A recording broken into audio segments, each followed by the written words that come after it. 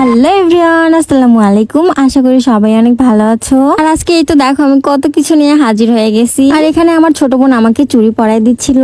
আসলে বোন থাকা অনেক ভাগ্যের ব্যাপার। আর আজকের এই চুড়িগুলো দেখতে অসম্ভব সুন্দর লাগতেছিল।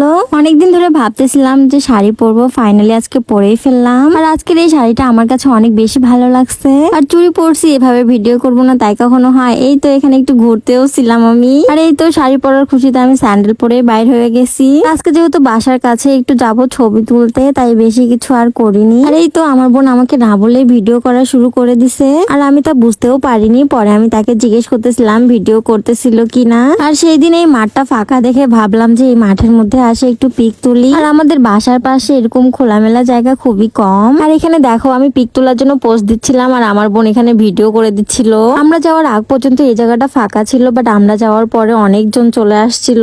আর এখানে এই ছাগলের বাচ্চাটা বারবার আমার কাছে আসতেছিল, তাই একটু ওকে কোলে নিলাম। আর আজকে আমি এইভাবে শাড়ি পরার পর আমি অনেক বেশি ঘুরতেছিলাম। দেখো ছাগলের বাচ্চাকে নিয়েও ঘুরতেছিলাম। আর এই তো এখানে ছাগলের বাচ্চাটা আমার কোল থেকে যাইতেই চাচ্ছিল না, মেবি আমাকে লাইক করছে। আর আজকে শাড়িটা আসলে অনেক বেশি সুন্দর ছিল।